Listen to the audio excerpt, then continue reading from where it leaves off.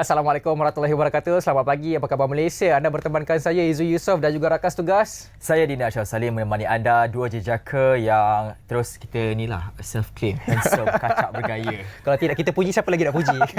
Baik, apa khabar anda semua yang barangkali sedang menuju pulang ke kediaman masing-masing selepas pulang bercuti raya. Cuti yang cakap lama sebenarnya dan antara yang menarik hari ini pastilah menikmati tol percuma. Betul. Hari ini 26 Disember. Selalu kita ada hari itu 23 dan juga 26. Hari ini hari terakhir, mungkin ada yang mengambil kesempatan untuk keluar berjalan-jalan. Dia daripada Selangor nak ke ibu kota sebab tengok hari ini trafik pun agak lengang. Betul. Mungkin barangkali cuti sekolah. Mungkin boleh jadi juga. Salah satu sebab jugalah orang kata kalau cuti sekolah je jalan mesti akan cun, cantik, clear. Betul. Tapi itu sebenarnya satu advantage untuk kita. Datang kerja tak ada stres-stres. Betul, saya setuju. Walau bagaimanapun mungkin bagi rakan-rakan kita yang duduk di Pantai Timur, khususnya di Pahang, Terengganu, Kelantan, ketika ini sedang berjaga-jaga apabila difahamkan gelombang ketiga bagi isu banjir sedang pun berlaku. Kita harapkan agar anda sentiasa dalam keadaan bersiap siaga dan ikuti nasihat-nasihat telah pun dikeluarkan oleh pihak berkuasa, dan kalau diminta untuk berpindah itu, berpindahlah dengan segera, jangan buang-buang masa kerana nyawa itu lebih berharga daripada segala-galanya. Dan pastikan anda telah pun bersiap sedia segala dokumen yang penting seperti IC, surat beranak dan sebagainya untuk mengelakkan daripada hal-hal yang tidak diingini daripada berlaku. Satu lagi perkara yang saya rasa sangat penting lah untuk diambil kira oleh ibu bapa secara khususnya. Kalau boleh di musim banjir ini elakkan daripada memberangkatkan anak-anak daripada bermain air, bermain banjir. Meskipun saya fahamlah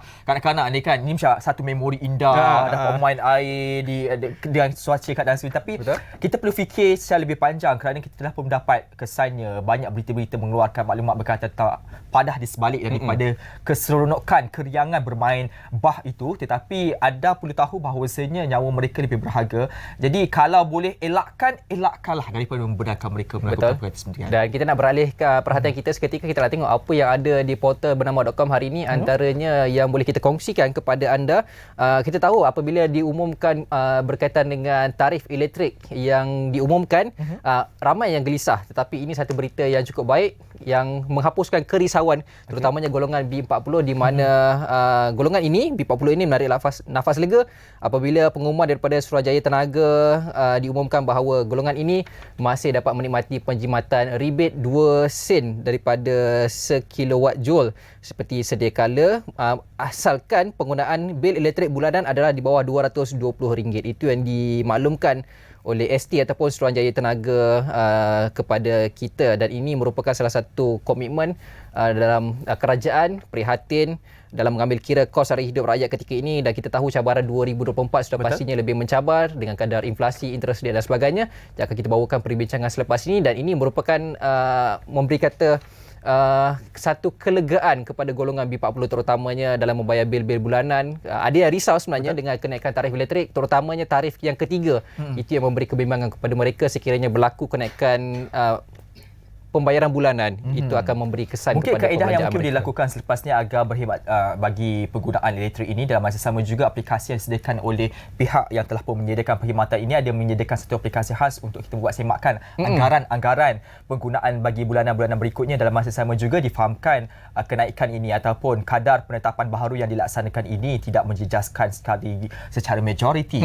Lebih daripada 99% sebenarnya pengguna domestik tidak akan terjejas dengan kenaikan atau pelarasan harga ini, dan ianya akan dilakukan bagi tempoh 2 kali setahun. Setiap 6 bulan akan disemak semula berdasarkan kepada harga imbangan di peringkat global. Baik, itu antara maklumat yang perlu diketahui. Jadi jangan buat sebarang spekulasi yang tidak baik, memandangkan ianya akan merisaukan kita sebagai rakyat Malaysia. Walau bagaimanapun, lebih penting untuk anda perlu tahu, semak, jadilah pengguna yang bijak dan sentiasa berhati-hati, berhemat cemat dalam menggunakan perkhidmatan bil elektrisiti. Selepas ini kita nak saksikan pula apakah yang menariknya tentang cuaca kita. Jom sama-sama kita saksikan. Selepas itu bersama rakan tugas dari Bilik Berita. Saksikan.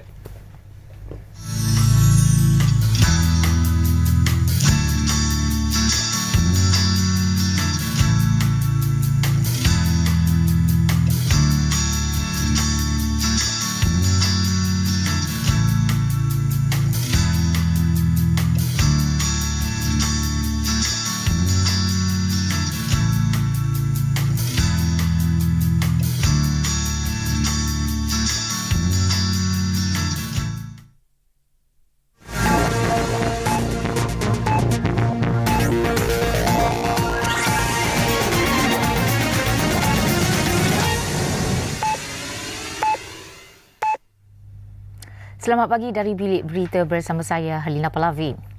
Situasi banjir di Kelantan, Terengganu dan Pahang semakin buruk dengan penambahan jumlah mangsa yang ditempatkan di Pusat Pemindahan Sementara PPS malam tadi. Di Kelantan, jumlah mangsa banjir meningkat kepada 11,959 daripada 3,674 keluarga pada 26 Disember. Menurut Sekretariat Pengurusan Bencana Negeri JPBN Kelantan, 79 PPS dibuka melibatkan 6 jajahan di negeri itu iaitu Kuala Krai, Tanah Merah, Pasir Mas, Gua Musang, Machang dan Jeli. Menurut portal publicinfobanjir.water.gov.my, paras air 4 sungai utama di negeri itu iaitu Sungai Kelantan dan Sungai Nal di Kuala Krai, Sungai Golok di Tanah Merah serta Sungai Golok di Rantau Panjang Pasir Mas berada pada tahap bahaya. Banjir gelombang ketiga di Terengganu semakin memburuk apabila jumlah mangsa yang ditempatkan di PPS di 6 daerah meningkat kepada 4,294 orang daripada 1,147 keluarga setakat malam tadi berbanding 2,281 orang daripada 661 keluarga pagi semalam. Manakala di Pahang, 14 PPS dibuka bagi menempatkan 657 mangsa daripada 158 keluarga di sekitar Raub dan Lipis. Polis tidak menerima permohonan daripada mana-mana pihak berhubung penganjuran piket aksi bertindak kepung demi Palestin yang akan diadakan di sekitar Kedutaan Amerika Syarikat di Ibu Negara bermula hari ini sehingga Ahad. Abu Samah ketika dihubungi bernama semalam mengesahkan pihaknya tidak menerima sebarang permohonan permit daripada penganjur Sekretariat Solidariti Palestin SSP bagi mengadakan piket berkenaan. Sementara itu, SSP dalam kenyataan memaklumkan piket yang membabitkan 48 badan bukan kerajaan NGO akan diadakan secara aman sebagai respons rakyat Malaysia yang cintakan keamanan terhadap krisis genting yang menuntut tindakan segera. Piket itu bertujuan menuntut supaya pembunuhan terhadap rakyat Palestin dihentikan, genjatan senjata dilaksanakan segera, kekal dan tanpa syarat, menghentikan pertempuran untuk menangani keperluan segera orang awam di Gaza dan pengiktirafan hak rakyat Palestin untuk sebuah negara berdaulat. Menurut SSP, piket tersebut yang disertai aktivis organisasi masyarakat, pertubuhan pemuda dan pelajar serta kelompok politik daripada pelbagai spektrum akan berkumpul di sekitar Kedutaan Amerika Syarikat selama 6 hari. Penduduk Gaza yang cedera dikejarkan ke hospital di Khan Yunis petang semalam akibat serangan rejim Israel sekaligus menambah jumlah kematian dalam salah satu pertempuran paling genting sepanjang 11 minggu perang antara Israel dan Hamas. Kementerian Kesihatan Gaza berkata pada Isnin melaporkan sejumlah 20,674 orang terbunuh dan 54,536 cedera dalam serangan Israel ke atas Gaza sejak 7 Oktober lalu. Konflik itu seolah-olah belum menunjukkan tanda-tanda untuk reda apabila 250 rakyat Palestin terbunuh dalam tempoh 24 jam lalu dan 500 cedera. Menurut media Palestin, Israel meningkatkan serangan udara dan darat di tengah Gaza.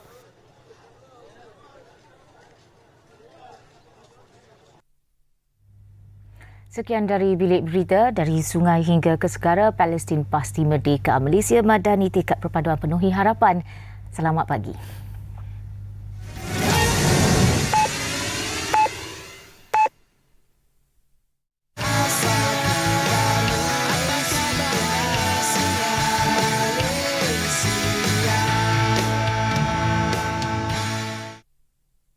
Baik, bertemu kembali dalam Apa Khabar Malaysia. Sudah pastinya di penghujung tahun, orang kata bawa topik yang santai-santai, tetapi satu topik ataupun satu aspek perbincangan yang tak boleh kita elakkan juga berkaitan dengan perkembangan ekonomi semasa. Dan itu tidak akan lari daripada perbelanjaan dan juga kos hari hidup. Betul. Yang akan kita lihat. Banyak sebenarnya pengumuman yang dibuat dengan beberapa pelarasan dan juga penambahbaikan cukai dan juga beberapa inisiatif yang diberikan oleh kerajaan untuk memastikan 2024 lebih baik daripada tahun 2023. Dan hari ini kita ada seorang tetamu. Siapa dia, Dini? Silakan. Okey, kita bersama dengan Datuk Dr. Nazrihan dalam kita bercakap berkaitan tentang selamat datang tahun sukar 2024. Belum lagi masuk tahun 2024. Dah terasa sekarang. Tajuk kita kan main lagi Penerbit ni lain macam ni.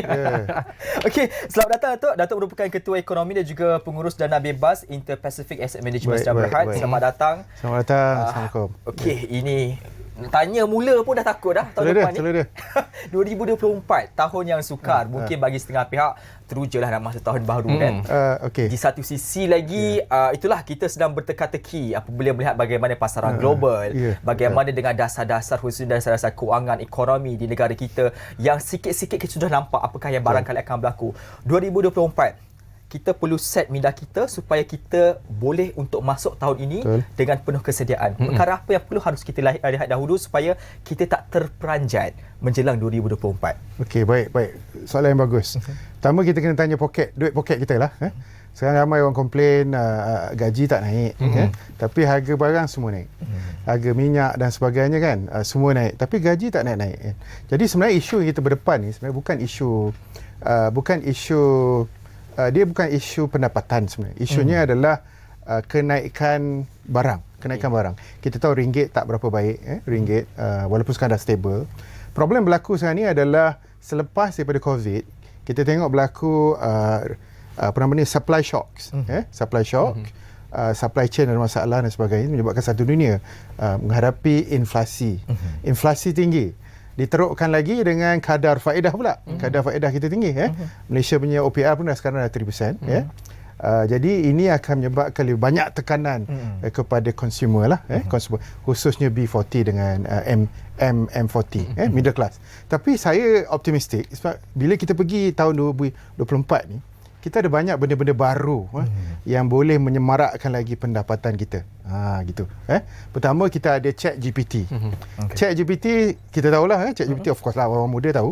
ChatGPT ni adalah merupakan orang cakap apa, dia adalah bendera baru yang mana satu benda catalyst besar ni akan berlaku, iaitu artificial intelligence. Artificial intelligence ni dia macam internet tahun 1995. Masa itu semua orang tak tahu apa dia internet. Tapi bila internet datang 1995, 1996, 97, 98, 99 sampai 2000, right? Satu dunia telah menghasilkan 100,000 jutawan. Itu berlaku pada tahun 1995 disebabkan oleh internet. Jadi saya jangkakan sebagai pakar ekonomi, teknologi yang terbaik untuk kita gunakan untuk berdepan dengan situasi sukar tahun depan ni, inflasi, kadar faedah naik. Kita tahu kat Malaysia kan problemnya adalah isu gaji rendah, low income workers. Walaupun kita ada madaninya framework untuk menghasilkan high income jobs, tapi tak cukup kuat lagi. Kita tahu Perdana Menteri kita sekarang pun sedang mengharuki era yang sukar. Pertumbuhan ekonomi dekat China sekarang perlahan. Sebab Malaysia open economy, kita bergantung banyak pada China, of course, US dan India. Jadi itu adalah problem besar pada kita. Tapi alhamdulillah, saya yakin dengan adanya teknologi AI, digitalization, digital economy, madani, dan of course infrastructure yang kerajaan akan buat dengan bawa Nvidia, Tesla dan sebagainya. Kita ada National Economic Transition, kita ada midterm review economic plan, 12 economic plan, dan juga industrial master plan. Ini akan bawa Malaysia kepada apa yang cakap kuasa digital economy. Dan Perdana Menteri kita make it clear kita nak berada destinasi 20 negara terbaik untuk AI, untuk digital economy. Betul. Jadi saya nak menasihatkan semua rakyat Malaysia, bila kita berdepan dengan situasi sukar ni, kita kena pandai sikit. Kita kena gunakan digital, especially artificial intelligence untuk menghasilkan pendapatan kedua atau ketiga. Senang cara macam ni lah. Kita kena buru peluang, dapatkan pendapatan yang kedua, menggunakan AI dan juga digital economy. Dan ini benda yang antara saya di DNK saya nak bawa. Saya nak bawa teknologi baru AI ni dalam dunia trading dan dunia saham. Jadi saham ni sebenarnya adalah end game kepada kita. End game. Saham atau lebih tepatnya trading, short term trading of saham menggunakan AI, dan kita gunakan kepada Bursa Malaysia dan mungkin juga semua pasaran saham lain untuk kita leverage supaya kita boleh, orang cakap apa, kita boleh jadi entrepreneur di rumah hanya dengan membeli jual saham dan juga momentum, menggunakan kuasa AI. Okey. Tapi tak habis lagi. Okey. Sekarang problem yang paling besar sekarang adalah training skill. Kita ada skill gap. kemahiran kat Malaysia ni dalam AI sangat-sangat rendah.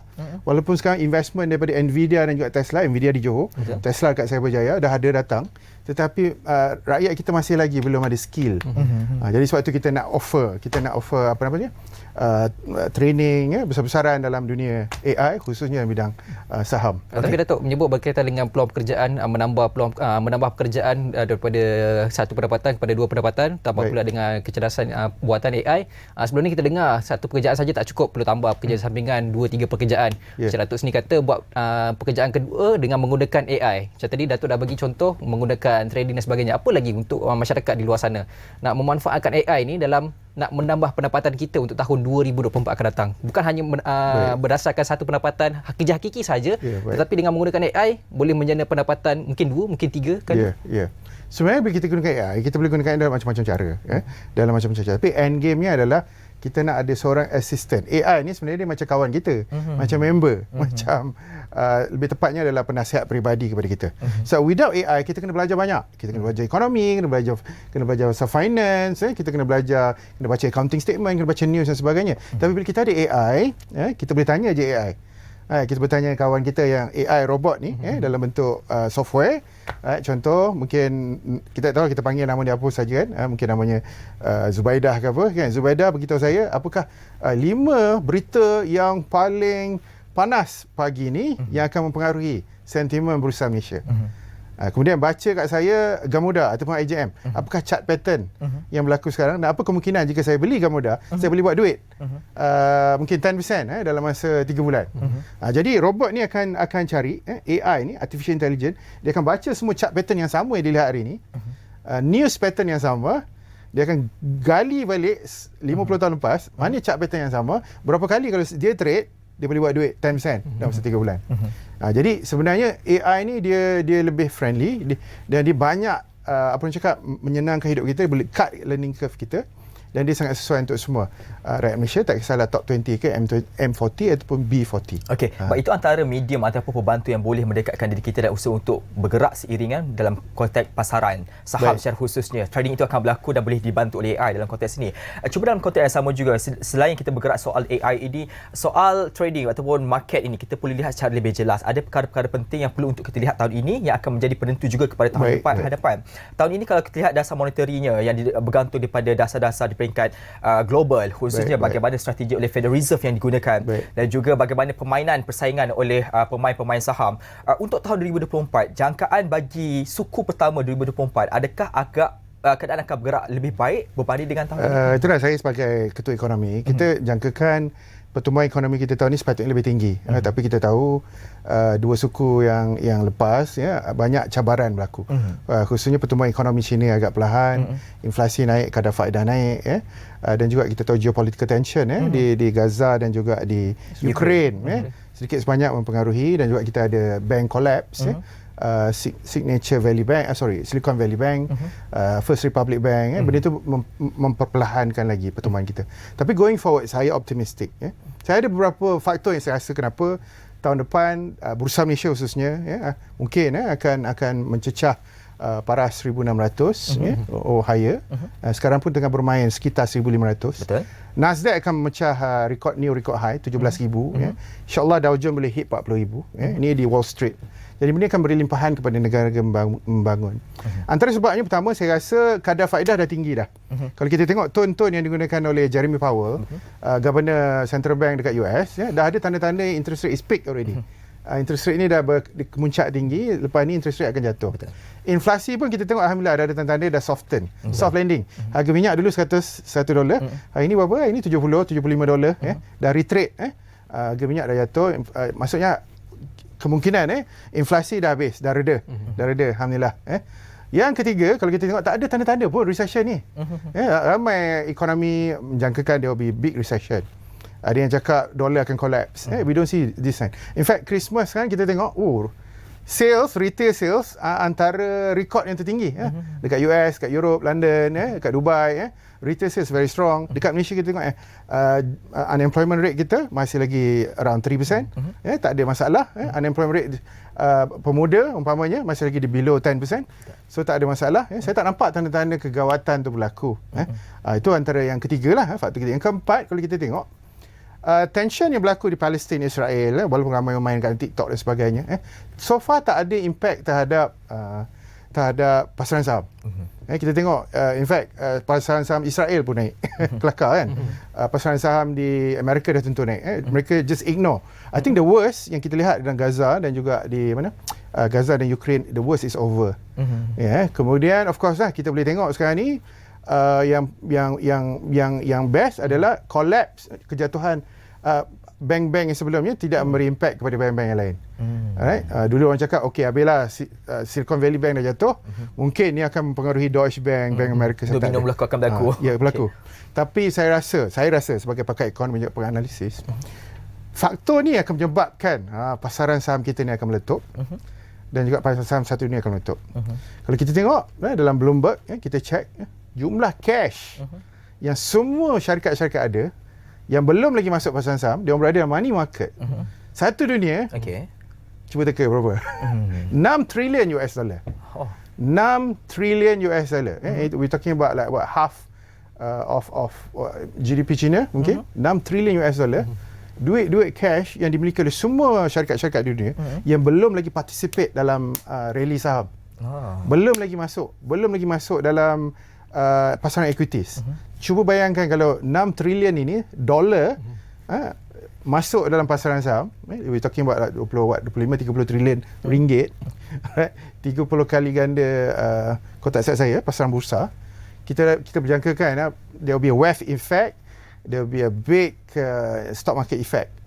Jadi insyaAllah market akan naik bila kita tengok cash ni start masuk. Dan di Malaysia pun investment kita, FDI kita pun dah masuk. Betul. Dan kita nak melihat juga kerana satu tahun itu agak lama juga. Dalam konteks ini, satu hari pun merupakan hari yang penting untuk kita lakukan. Cuma persoalan saya, bilakah tanda-tanda itu akan mula bergerak? Adakah sudah wajar untuk kita bermain pasaran secara aktif pada suku pertama bagi tahun 2024 ataupun tidak? Sebenarnya kita akan bincang selepas ini dalam Perkara Malaysia.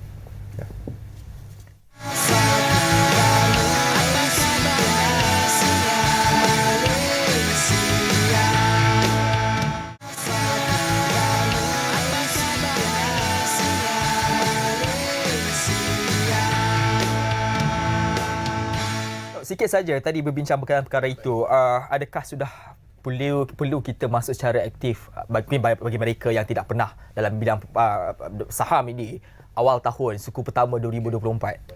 Tadi saya pakai topi pakar ekonomi. Sekarang saya pakai topi pengurus wang. Jadi saya juga ada pengurus wang bebas di Interpacific Asset Management. Sebagai pengurus wang, sebenarnya dia tidak ada masalah timing. Kita tidak ada masalah timing bila kita nak invest. Sebab ada masa dia jatuh, ada masa naik. Betul. Yang penting adalah kita kena ambil long term view, perspektif yang jangka masa panjang terhadap saham-saham yang kita nak beli. Sebenarnya waktu sekarang ni adalah waktu yang paling, orang cakap bulan 12 biasanya bulan 12 adalah waktu permulaan kepada giant-giant masuk. Kita selalu sebut penggunaan smart fund masuk. So kita kena ingat RM1,000 kalau setiap bulan kita invest RM1,000 dengan 10% je profit setahun, 10% profit setahun, 10% je kenaikan saham setahun, RM1,000 yang kita bagi, kita carumkan setiap bulan ni akan jadi RM1,000,000 dalam masa 25 tahun. 25 tahun. Jadi sebenarnya saya kepada semua rakyat Malaysia rebut peluang ni. Dia ada dua cara kita nak kaya. Pertama, kita trade sendiri, beli jual yang singkat. Benda ini memerlukan sedikit ilmu. Tetapi cara yang paling mudah adalah kita cari mana-mana pengurus wang yang punya track record yang bagus. Kemudian kita automate kan. Kita kena buat dia automatic. Setiap bulan kita mungkin carumkan RM1,000. Kita boleh buat direct debit, kita boleh gunakan HR kita umpamanya.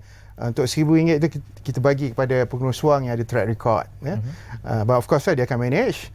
Dan insyaAllah kalau dia boleh bagi 10% setahun, 25 tahun, duit RM1,000 itu akan boleh jadi RM1,000,000. Jadi saya selalu yakin semua orang boleh jadi jutawan sebenarnya. Tapi adakah kita punya RM1,000 tu?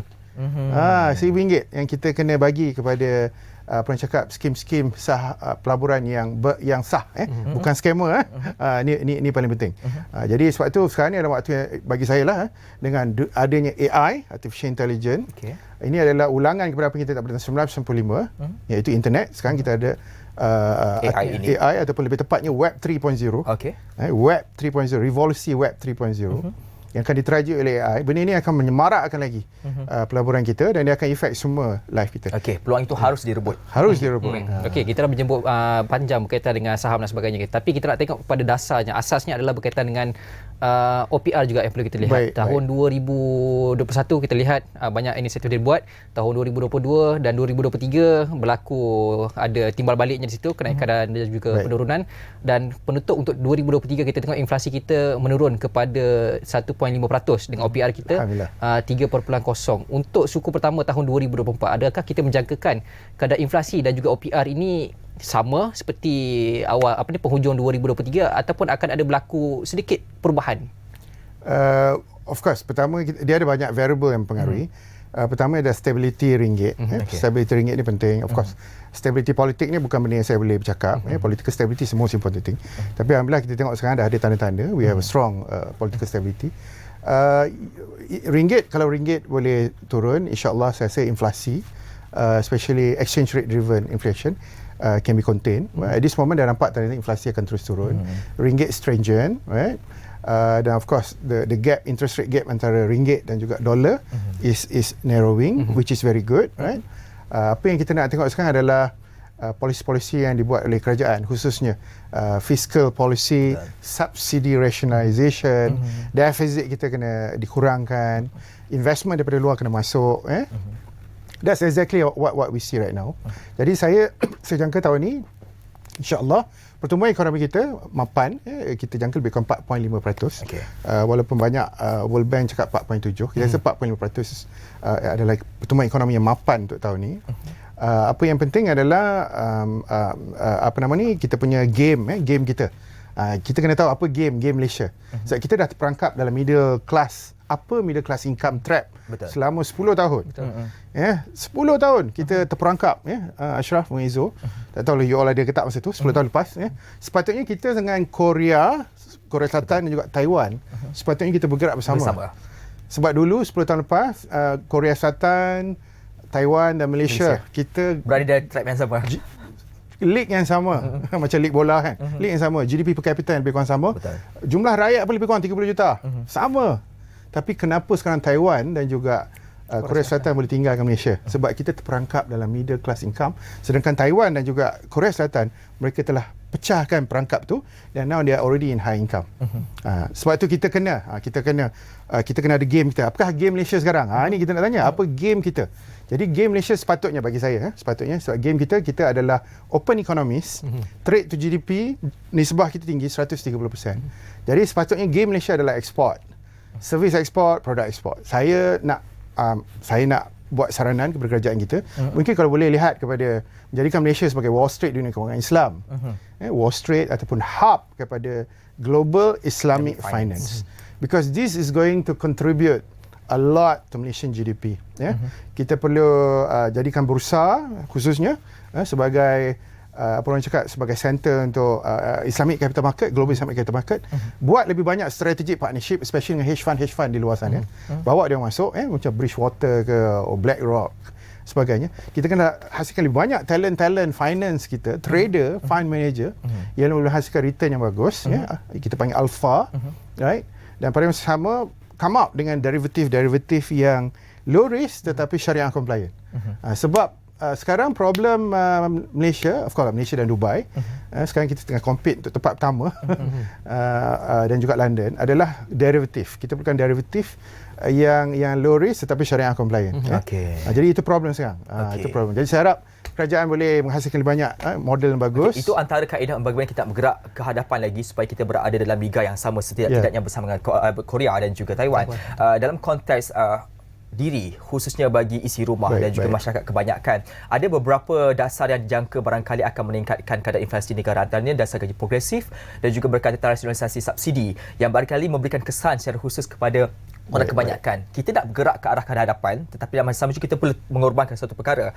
Dalam gerak ke arah kehadapan ini untuk rakyat kebanyakan, apakah perkiraan yang harus kita lakukan bagi memastikan supaya meskipun berlaku kenaikan sedikit dalam konteks harga barang dan sebagainya, tetapi kita masih lagi boleh bergerak bersama-sama dan kita tidak terasa sangat dalam kehidupan seharian kita ini tentang wang yang kita pasti keluarkan kepada pembelanjaan harian kita. Jadi apa soalannya? Dalam konteks bagaimana kita nak mengharungi keadaan itu? Itulah bagi saya kita kena tahu apa skill yang kita ada, apa kekuatan kita, ya, apa kelemahan kita, apa ancaman kita panggil SWOT analysis. Kita kena jadi kita ni unique, alright? Kita kena, apa orang cakap, kita kena pastikan kita the only one yang ada skill tu. Ya. Jadi sebenarnya rakyat Malaysia ni unik, kita diverse. Kita ada banyak best thinker di Malaysia, ya, Profesor Engku Aziz dan sebagainya. Jadi apa kita kena buat? Kita kena tengok diri kita. Bagi saya, rakyat Malaysia ni bagus. Sebab satu, kita kajian mengatakan rakyat Malaysia yang paling banyak senyum dalam sehari. Antara majalah yang saya baca lah. Jadi sebab saya ingat rakyat Malaysia sepatutnya, kalau kita ada peluang, mungkin pelancongan bagus. Tourism kita very good.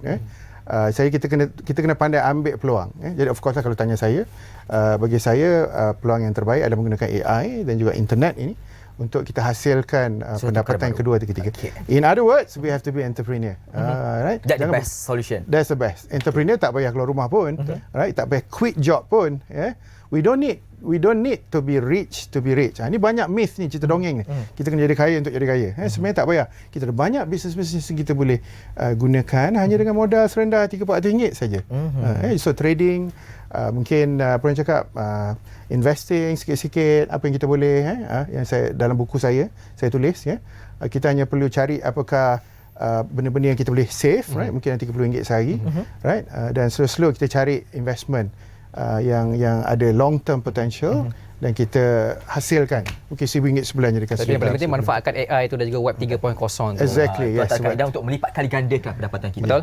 Dan terima kasih kita ucapkan kepada DDNK Datuk Dr. Nazrihan selaku Ketua Ekonomi dan Pengurus Dana Bebas Indo-Pacific Asset Management Sdn Bhd atas perkongsian mengenai selamat datang Tahun Sukar 2024.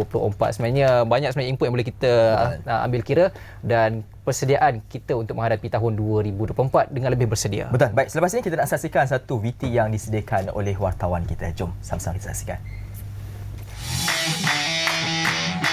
Hai semua, hari ini saya berasa sangat teruja kerana saya akan melakukan satu aktiviti yang pastinya mencabar dan akan meningkatkan diri saya, iaitu bermain go-kart di Ewok Karting. Nak tahu apa yang menarik tentang aktiviti ini? Jom ikut saya. Sukan go-kart merupakan aktiviti sukan lasak yang amat digemari oleh mereka yang sukakan cabaran dan kelajuan serta ingin melepaskan tekanan. Jika suatu ketika dahulu, aktiviti sukan ini hanya diceburi oleh golongan tertentu, namun kini ianya turut disertai oleh pelbagai lapisan masyarakat. Ewok Karting yang terletak di Shah Alam, Selangor merupakan antara salah satu litar go-kart yang menawarkan aktiviti go-kart di sekitar Lembah Kelang. Antara keunikannya ialah ia menggunakan go-kart elektrik yang tidak mengeluarkan bunyi bising dan lebih selamat kerana ianya lebih berat dan stabil berbanding go-kart petrol. Selain itu, ia turut menggunakan teknologi baharu yang mempunyai sistem automatik bagi memudahkan pemandu untuk mengawal go-kart mereka. So once you dah masuk kad, mostlynya semua benda adalah automatic.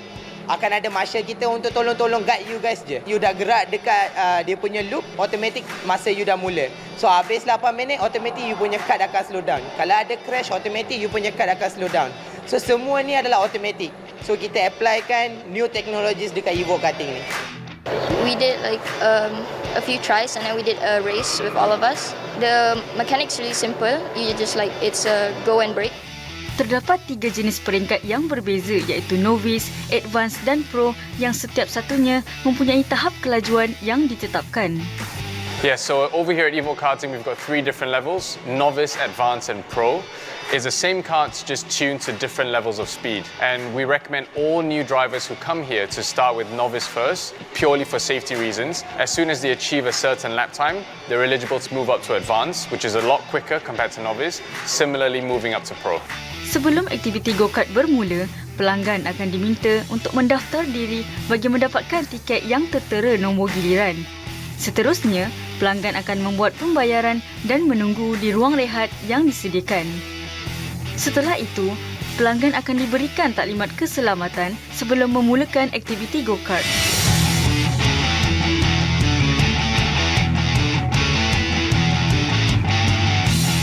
Setiap pemandu akan diberikan masa selama 8 minit bagi merasai cabaran memandu di trek Ewok Karting. So for the adult karts, the minimum age recommended is 14 years old and above.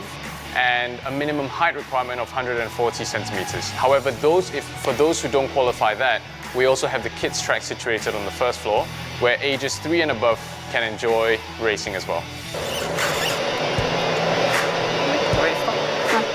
Macam mana dengan aktiviti go-kart tadi? Menarik kan? Mula-mula memang saya rasa berdebar, tapi bila saya dah main go-kart tu saya rasa seronok sangat. Jadi jika anda ingin mencuba sesuatu yang baru ataupun anda ingin mencuba aktiviti go-kart, jangan lupa untuk singgah ke Evoke Karting. Best.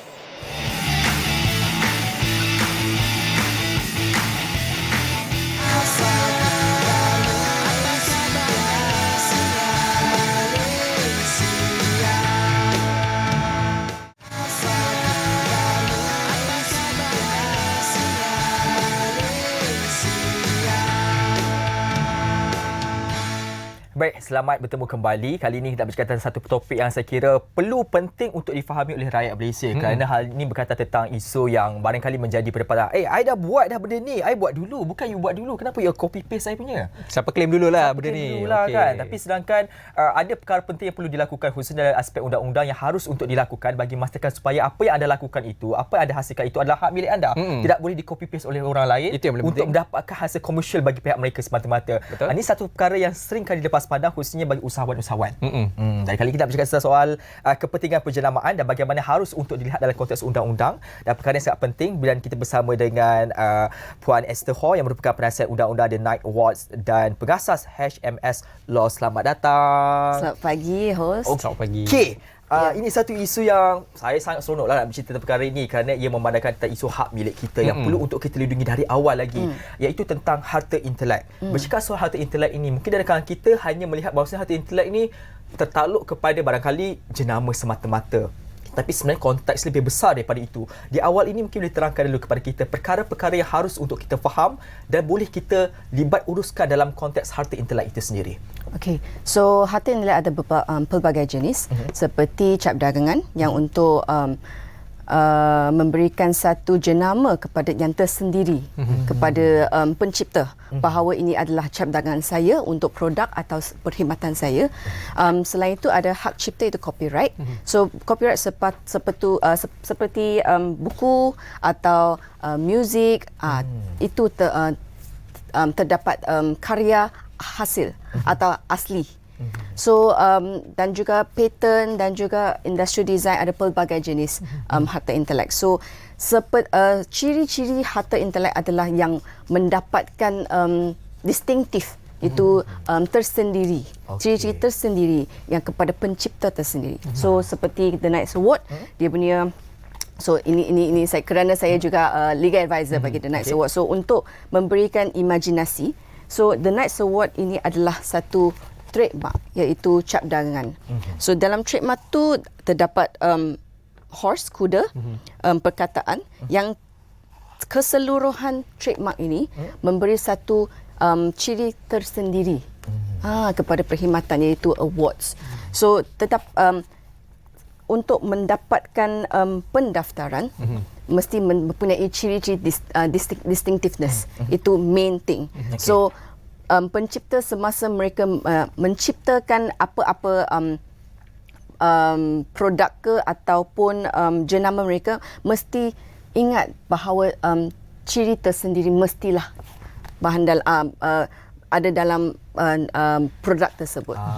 Okey. Kalau kita lihat trendnya untuk tahun ini sahaja, banyak sebenarnya awareness yang kita dah buat, kesedaran kepada masyarakat daripada pihak MyPost sendiri untuk mendaftar harta intelek mereka, membuat pendaftaran. Tak kisah branding apa pun, jenama, nama dan sebagainya, tetapi kalau melihat kepada trend untuk 2023 dan mungkin tahun 2024, sebenarnya rakyat kita masih sedar lagi ke dengan pendaftaran harta intelek ini, ataupun mereka sebenarnya masih di awang-awangan bahawa sebagai usahawan tak perlu pun daftar harta intelek ni? Bukan, mereka pada trend yang 2023 to 2024 adalah actually banyak orang sudah sedar bahawa kepentingan jenama, dan mereka telah memfailkan banyak aplikasi dekat MyIPO kerana aplikasi keseluruhan filing telah pun meningkat as compared to previous years lah.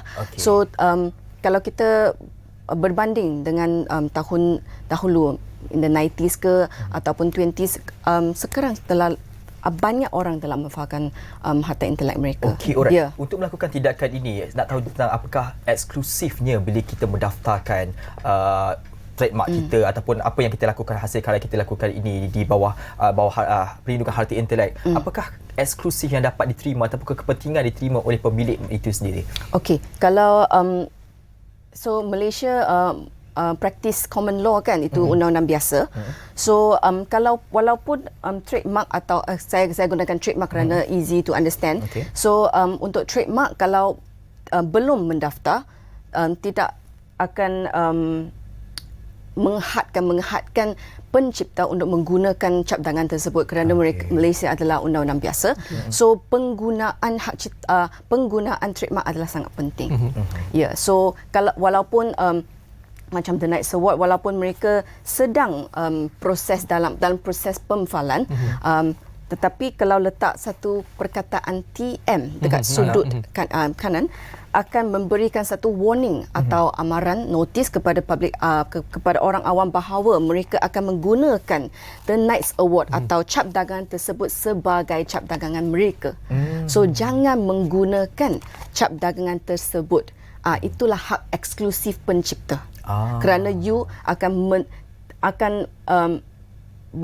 menghentikan atau mengestopkan orang lain untuk menggunakan trademark tersebut. Okey. Yeah. Baik, dalam konteks yang sama difahamkan, Esther Ho juga merupakan penasihat undang-undang bagi The Knight Award ni. Peranan yang diambil oleh Esther sendiri bagi memastikan supaya isu-isu melibatkan perundangan dan juga penjagaan harta intelek bagi Knight Award sendiri yang harus untuk dijaga eksklusifnya kerana brand ni sendiri, saya kira siapa yang memiliki dianugerahkan pun mempunyai satu prestige seperti kita bernama tiba antara yang penerima pada tahun ini. Bagaimana? Betul.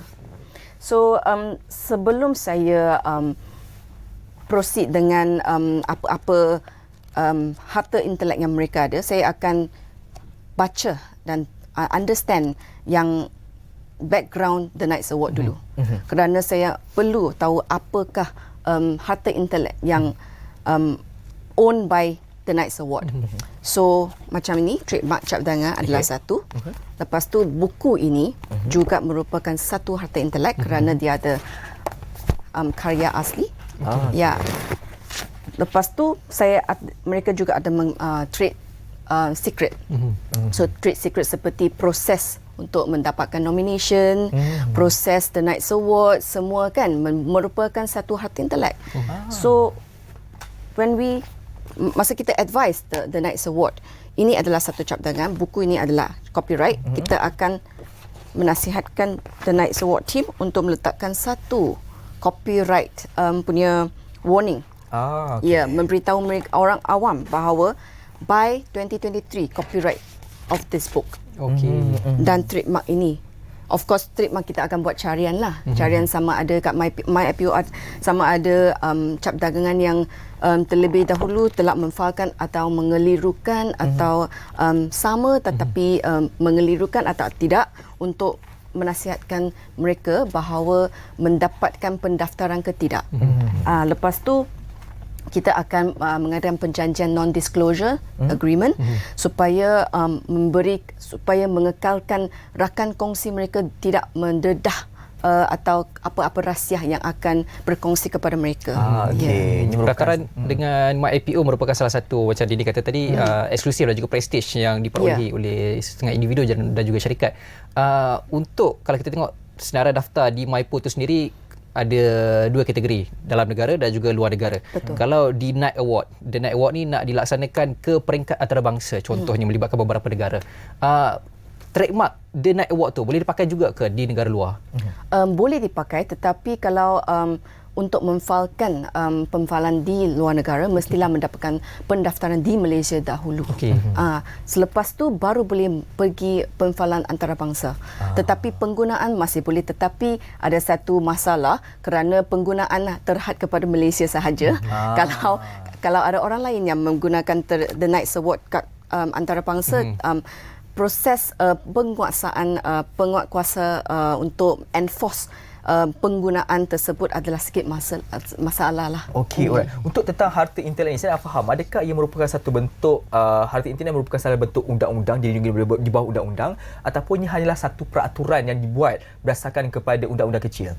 Adalah peraturan tersebut. Undang-undang juga. Kerana mereka ada undang-undang dan peraturan, adalah guidelines dan juga regulations dan juga akta. Ada akta-akta tersebut untuk sebab itu ada dilindungi. Ya. Okey, ini adalah satu perkara yang istimewa lah yang barangkali kita jarang perbincangkan. Dalam masa yang sama juga saya nak memahami ada satu lagi perkara kerana difahamkan Istihoh merupakan surat pengasas HMS dan law. Saya nak memahami juga bagaimana institusi ini bergerak dan melebarkan sayapnya dalam konteks antara negara-negara. Okey, HMS Law adalah dengan satu law firm kat Singapore, itu RHT Law. So RHT Law mempunyai satu association di mana kita mempunyai 10 atau 15 law firms di antarabangsa atau across the region untuk bekerjasama antara satu sama lain untuk menguatkuasakan undang-undang di negara tersendiri. So kita akan bekerjasama dengan eksklusif lah kalau mempunyai satu trademark issue ataupun harta intelek punya isu kat Thailand ke atau Indonesia ke atau Filipina ke, kita mempunyai peguam yang expert di negara tersebut dan untuk bekerjasama dengan saya untuk menguatkuasakan penggunaan atau the rights of the right owner lah dekat country tersebut. Okey. Baik, dalam konteks ini juga saya nak tanya jugalah, kalau kesannya kalau kita tidaklah mengambil peluang untuk mendaftarkan reka cipta kita ini di bawah harta intelek, kesan kepada kita bagaimana? Kesannya adalah orang lain akan menggunakan trademark anda, tetapi kalau tidak mendaftar apa-apa, tidak menghadkan anda untuk menggunakan trademark tersebut, kerana anda masih boleh memberikan bukti-bukti penggunaan. Bukti-bukti penggunaan adalah sangat penting kerana di mahkamah peguam atau judge akan melihat atas bukti-bukti yang penggunaan tersebut, bahawa untuk